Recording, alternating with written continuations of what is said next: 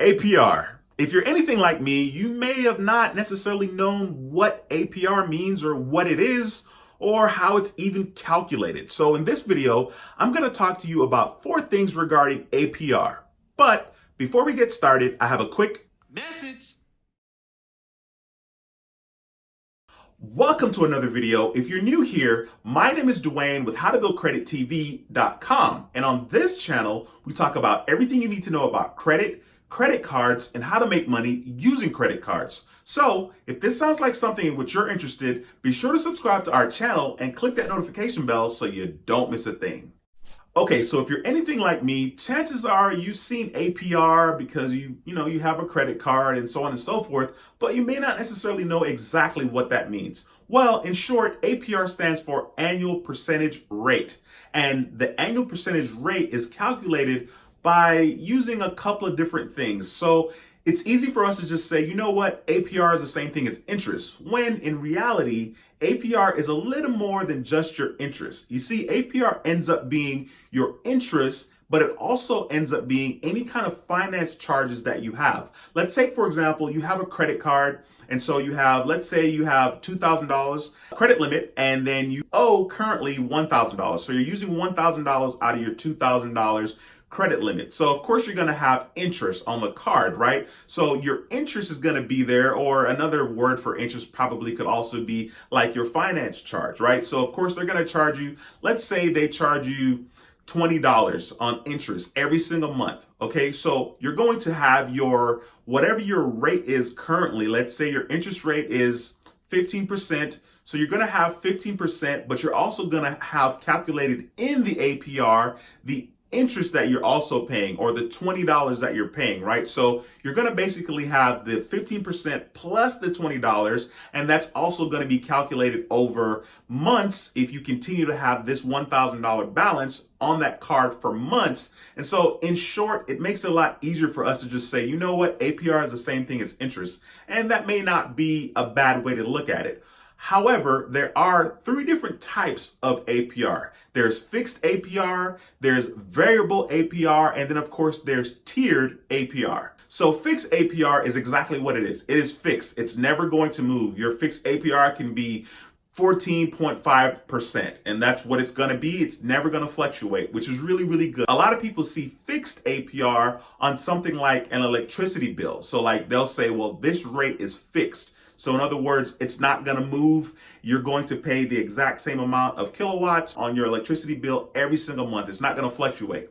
However, some of us that are unlucky, we pay electricity bills that has a variable APR, which is ridiculous, because what that means is it can fluctuate every single month, and you could pay a lot this month and not pay a lot the next month. And normally that happens to people that just may not know. I've been there before and I had no idea. So you definitely want to stay away from variable APR because that fluctuates a lot. Now, when it comes to tiered APR, that basically would be like you would pay a certain amount based on a certain dollar amount. So let's say your tiered APR would probably be like, let's say you owe less than $1,000 on a particular loan. You may pay 5.5% for that $1,000. Let's say you owe $1,500, you may be paying 7.5% because it's above $1,000. So that's how tiered APRs work. So when it comes to APR, the best thing to do is to have a low APR, or if possible, if you're having an APR because you have a credit card,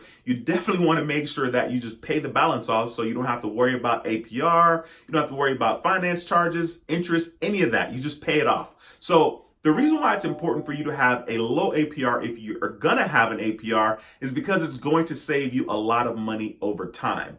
And in order to get a low APR, you need to have a good credit score. And this is another instance where credit is important. Credit is king. You definitely want to make sure that you have a decent credit score because you want to give yourself the opportunity to get the best deals that are available in any kind of loan or credit card that you would actually get. So you can get a low APR because you have good credit, and of course they're going to offer the best rates possible to you as a reward for having good credit. So that's how you can get low APR.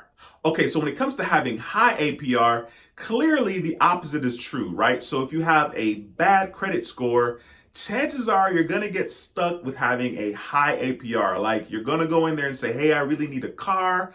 And this is probably the situation where a lot of people find themselves, where you get a really bad APR, right? You go in, you really need a car. Let's say you don't have a car at all. This was me back in 2015. I didn't have a car. My car that I had had since 2003 finally decided to stop working in 2015. And I was like, man, I don't know what to do. I didn't really want a car note because I'm smart. And I was like, I don't like car notes. I just don't like car notes. And so I was like, man, I really don't want a car note, but I do want a reliable car. So I found myself, trying to get a car loan. And of course, I did get a car loan. I got a car loan with Capital One.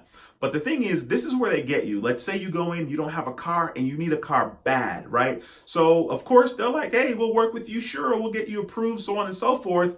But then you have a ridiculous APR and you're paying like 20% on a car loan, which is ridiculous. Paying 20% on any kind of loan, including credit cards, is ridiculous. But depending on the situation, you might like fall for it and say, well, I definitely need a car. So 20% APR, okay, sign me up, because clearly you need a car to go to work and you can't pay your bills if you don't go to work. So that's how you can end up in a situation where you have high APR because you have bad credit, and it just happens. So just be careful of that. So real quickly, the best way to ensure that you have the lowest APR and you're getting the best deal possible is to make sure that your credit score is intact. Now, I make a lot of videos talking about your credit score and the importance of the credit score and how to have a high credit score. And of course, I'll be sure to link one at the top right of this video so that you can learn how to improve your credit score. There are 5 categories that make up our credit score, and it's important to know how that works together and how you can tweak each category so that you can maximize it and get the best credit score possible. So APR and APR rates are, it's something that we all have to deal with, especially if we live in America. We want to make sure that we have, a loan for our car. We got to make sure we have a loan for our house. You want to have credit cards so that you can have credit and build credit and so on and so forth. So APR is very important. I hope this video shines some light on APR and what it is and what it entails. If you have any questions, please be sure to leave them below in the comment section. I'll do my best to answer it. Thank you so much for watching the video. Be sure to give it a thumbs up if you like the video. Share the video with somebody that may find it helpful. If you haven't subscribed to the channel, go ahead and smash that subscribe button and click the notification bell so you don't miss anything. Once again, my name is Dwayne with HowToBuildCreditTV.com, and I approve this video. I'll see you in the next video. Until next time, take care and be blessed. Peace.